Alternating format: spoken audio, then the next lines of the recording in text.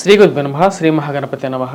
July 12 నుంచి August 25 తారీఖు వరకు చంద్రమాను అనుసరించి గోచార రీత్యా గురువు కుజుడు యొక్క కలయిక అనేది జరగబోతుంది అన్నమాట. వృషభంలో గురువు కుజుడు యొక్క సంయోగం జరగబోతుంది. అంటే రెండు గ్రహాల యొక్క కలయిక రాబోయే 45 రోజులు, అంటే జూలై నుంచి 12వ తారీఖు నుంచి 45 రోజుల పాటు ఈ యొక్క కలయిక అనేది ఉంటుంది. ఇది ఎటువంటి ఫలితాన్ని ఇస్తుంది అనేది చూద్దాం. ధనుసు రాశి వారికి కుజుడు గురువు కలిసినటువంటి కాంబినేషన్ అనేది ఎటువంటి ఫలితాలు ఇస్తుంది, ఎలాంటి ఫలితాలు ఇవ్వబోతుంది అనేది చూద్దాం.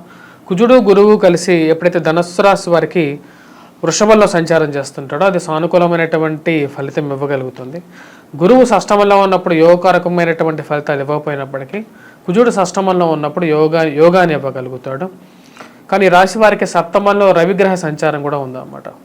ముందుగా కుజుడు షష్టమంలో ఉన్నప్పుడు పేరు ప్రఖ్యాతలను ఇవ్వగలుగుతాడు. శత్రు సంబంధితమైన విషయాల్లో అనుకూలమైనటువంటి ఫలితాలను ఇవ్వగలుగుతాడు. కీర్తిని ఇవ్వగలుగుతాడు అన్నమాట. అంటే 10 మందిలో పేరు ప్రఖ్యాతులతో పాటు కీర్తిని కూడా జూలై 12వ తారీఖు తర్వాత నుంచి ఇవ్వగలుగుతాడు.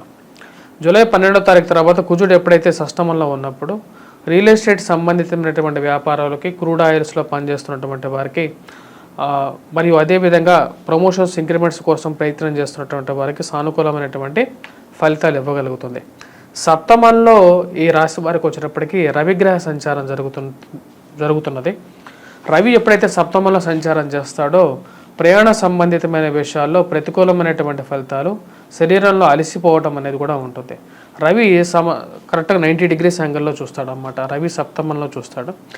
రవి ఎప్పుడైతే చూసినప్పుడు తన యొక్క జన్మరాశిని చూస్తాడు కాబట్టి ధనుసు రాశి వారికి అది ఆరోగ్యపరంగా ప్రతికూలంగా ఉంటుంది అన్నమాట. ముఖ్యంగా శరీరంలో అధికమైనటువంటి వేడి రావటం, దాంతోపాటు జ్వరపీడత్వం కూడా జరగడానికి ఆస్కారంగా ఉంటుంది. జూలై 12 నుంచి ఆగస్టు 25 తారీఖు వరకు కుజుడు ఎప్పుడైతే షష్టమంలో ఉన్నప్పుడు అది ధనుసు రాశి వారికి యోగ్యాన్ని ఇవ్వగలుగుతుంది అన్నమాట. ఎందుకంటే కుజుడికి గురువుకి మిత్రత్వం అనేది ఉంది అన్నమాట.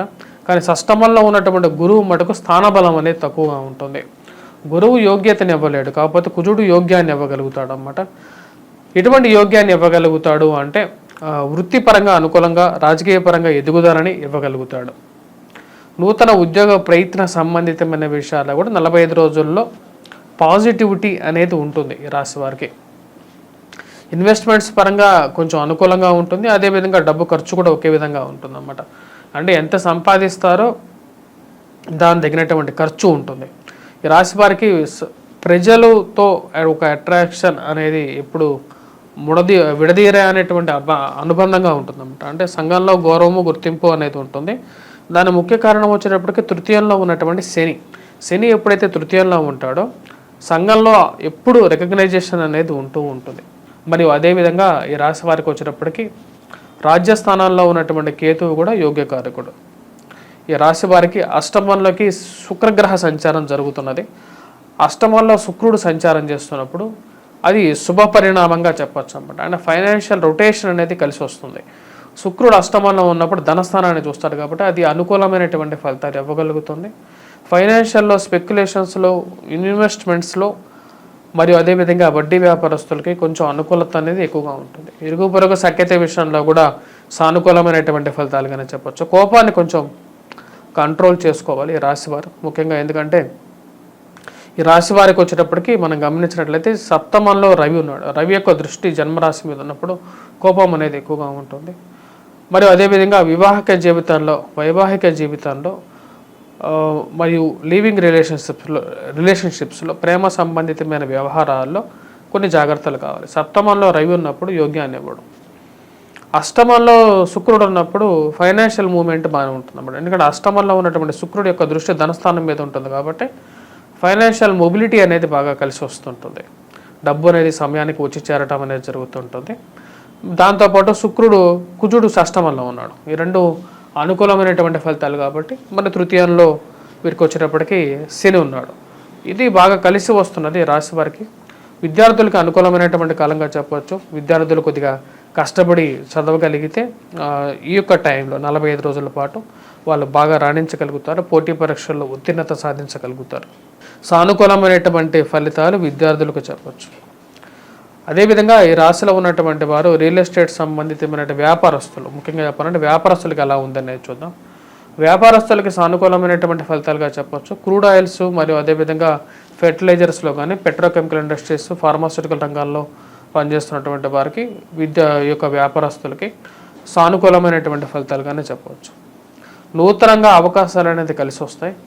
సమయానికి డబ్బు కూడా సర్దుబాటు అవుతూ ఉంటుంది. ధనుస్సు రాశి వారికి యోగ్యాన్ని ఇవ్వగలుగుతుంది అన్నమాట. కుజుడి యొక్క సయోధ్య కలిసి రావటం అనేది ఒక బెస్ట్ పాసిబిలిటీగా తయారైందన్నమాట. వాళ్ళిద్దరికీ మిత్రత్వం ఉండటం కూడా ఒక బెస్ట్ పాసిబిలిటీ కాబట్టి ధనుస్సు రాశి వారికి ఎక్కువగా పాజిటివ్ రెస్పాన్స్ అనేది రావడం జరిగింది. ఇదే విషయాన్ని నేను చెప్పడం జరిగింది TV9లో జరిగినప్పుడు కూడా. ఒక డిబేట్లో వచ్చినప్పుడు చంద్రబాబు నాయుడు గారు ఓడిపోతారని చెప్పి సగం మంది బల్లగొద్దు వాదించారన్నమాట. లేదు, చంద్రబాబు నాయుడు గారి గ్రహస్థితికి అనుకూలంగా ఉంది, ఆయన గెలవబోతున్నారు అని చెప్పి నేను చెప్పాను. ఎందుకంటే షష్టమాల్లో పంచగ్రహ కూటమి మనం గమనించినట్లయితే పంచగ్రహ కూటమి జరిగింది. ఎప్పుడు 4వ తారీఖున జరిగింది. మనకు రిజల్ట్ కూడా వచ్చేటప్పటికి అదే టైంలో వచ్చింది అన్నమాట. ఈ పంచగ్రహ కూటమి జరిగింది ధనుసు రాశికి షష్టమంలో జరిగింది. షష్టమంలో 6 గ్రహాలు, రవితో కలిసినటువంటి 6 గ్రహాలు మోడ్యమంలోకి వెళ్ళిపోయాయి. 6 గ్రహాలు పాపగ్రహాలుగా కూటమిగా తయారైంది. అది ఎవరికి ఫైనల్గా కలిసి వచ్చింది అంటే ధనుసు రాశికి కలిసి వచ్చింది, మిథున రాశికి లూజ్ అయింది అన్నమాట. సో అది ప్రూవ్ అయింది ఆ టైంలోనే. మీకు కావాలంటే మీరు రెఫర్ చేసుకోవచ్చు కూడా. నేను ఆ రోజు చెప్పింది అదే. సో ఇది ధనుస్సు రాశి వారికి చంద్రబాబు నాయుడు గారికి కలిసి వచ్చింది. ఆ కూటమే గెలిచింది. అన్ని గ్రహాలు కలిసి ధనుస్సు రాశి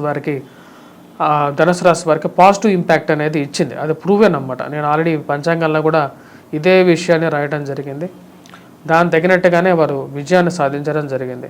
వాస్తవాన్ని ఒప్పుకోవాలి కానీ విరుద్ధంగా ఒకరినొకరు వాదించుకోవటం అనేది కలిసిన ధనుస్సు రాశి వారికి రాబోతున్నటువంటి ఈ యొక్క 45 రోజుల పాటు కుజుడు షష్టమంలో ఉన్నప్పుడు యోగ్యాన్ని ఇవ్వగలుగుతాడు అని చెప్పింది అది నిజం. మరియు అదేవిధంగా సప్తమంలో ఉన్నటువంటి రవి అదేవిధంగా ఖర్చు కారకుడుగా తయారవుతున్నాడు. రాబోతున్నటువంటి ఆగస్టు 16వ తారీఖు తర్వాత ఎప్పుడైతే రవి అష్టమంలోకి మారుతున్నాడో అప్పుడు కూడా కొంచెం ప్రతిబంధకంగా మారుతుంది అన్నమాట. రవి అష్టమంలో ఉన్నప్పుడు ఆగస్టు 15 నుంచి మళ్ళీ వ్యతిరేకంగా ఉంటుంది. ఫైనాన్షియల్ మెల్డౌన్ ఉంటుంది, డబ్బు ఖర్చు పెట్టడం ఎక్కువగా ఉంటుంది, ఇరుగు పొరుగు సఖ్యత విషయంలో కూడా ఇది ప్రభావితం చూపిస్తుంది. మళ్ళీ వైవాహిక జీవితంలో కూడా కొన్ని కష్టాలు కలిగిస్తూ ఉంటుంది అన్నమాట. ఈ విషయాలు గోచారంలో శాస్త్రంలో ఏం చెప్పారో అదే చెప్పడం జరుగుతున్నది. ఇది యొక్క శాస్త్రాన్ని ఇచ్చినటువంటి మన పెద్దలు వారి గొప్పతనం కానీ మా యొక్క గొప్పతనం ఏమీ లేదు. ఈ యొక్క రాశి వారు ఎటువంటి పరిహారాలు చేసుకోవాలి అనేది మనం చూద్దాం.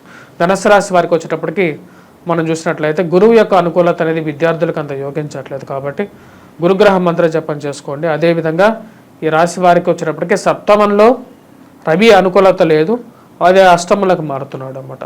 సో ఈ రాశి వారికి వచ్చేటప్పటికి రవిగ్రహ అనుకూలత రీత్యా సూర్యారాధన అనేది కూడా చాలా చాలా ముఖ్యం. సూర్యగ్రహ మంత్ర జపాన్ని పఠించడం, సూర్యుడికి నమస్కారం చేయటం, సూర్య నమస్కారాలు చేయటం అనేది చాలా ముఖ్యమైనటువంటి సూచనగా చెప్పడం జరుగుతున్నది.